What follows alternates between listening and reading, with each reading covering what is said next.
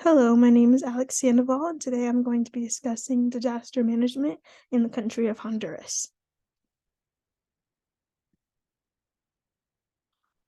Honduras has a very interesting background. It is a country in Central America which borders Guatemala, Nicaragua, and El Salvador. It is the second largest country in Central America and the third poorest in the Western Hemisphere. Honduras ranks 24 in the world for highest economic risk exposure to two or more hazards in terms of natural disasters. Its economy relies heavily on agricultural products such as bananas and coffee, which makes it very vulnerable to shifts in commodity prices. The geography of Honduras is especially interesting as it borders three different bodies of water, including the Caribbean Sea, the Pacific Ocean, and the Gulf of Fonseca. Its interior, giving it three differing topographical regions as a result of these differing bodies of water. The interior highland area makes up around 80% of the region, but has a poor soil and low agricultural productivity, making it somewhat useless. The Caribbean to the Gulf of Fonseca shows a very large depression in the earth, providing a transportation route. The rest of the region is made up of small and large valleys, which provide grasses and vegetation for agricultural purposes and residents to major cities and populations. The history of Honduras's disaster management is not very extensive, as following each new natural disaster, new implementation patterns are set in place in order to prepare for the future, making planning very difficult as a result of differing natural disasters, changing the land, and climate change does not help. The implementation pattern for natural disaster risk management is very much a top-down implementation. The government of Honduras is very active when responding to natural disasters, as most legislation comes from the federal government. The law of national contingencies was established by the federal government, which established the Standing Commission of Contingencies. The Standing Commission of Contingencies was placed for the main responsibility and main objective was the adoption of measures and policies aimed at response, rehabilitation, and reconstruction of damaged areas resulting from natural phenomena that affect economic activity and the population's well-being, as well as to program and develop various activities towards preventing negative impacts in the areas most frequently affected by such phenomena.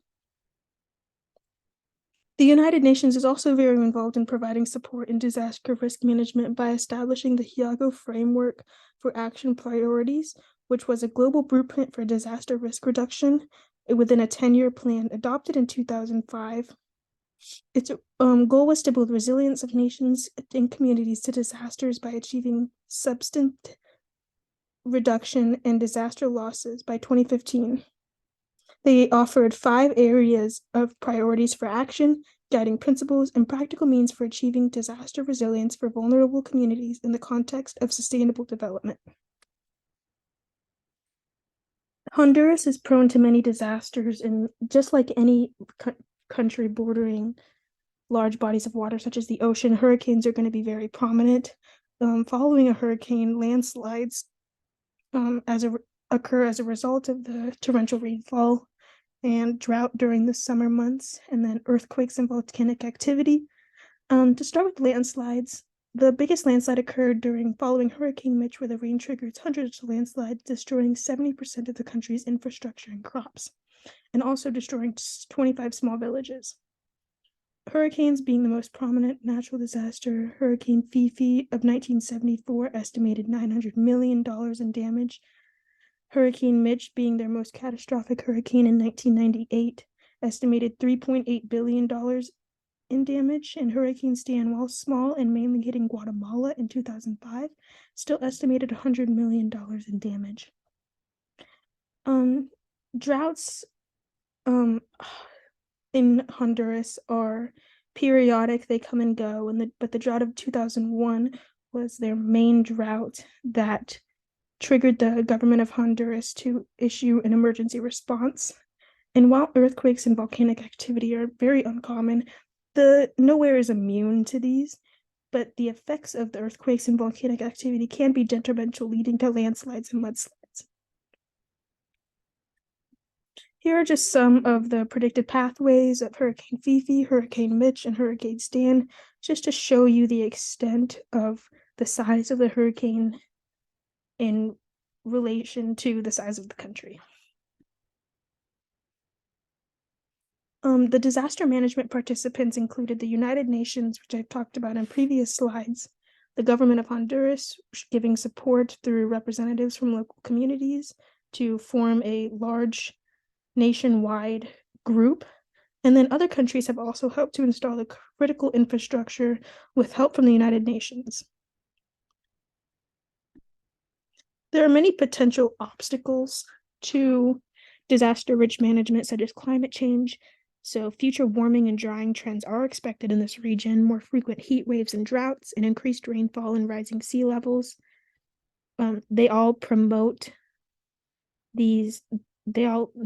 worsen Honduras's vulnerability to natural disasters, and even though it has already been increasing dramatically in the recent decades, with nominal losses estimated at $47 billion US, or nearly half of the total losses for the Central American region since 1974.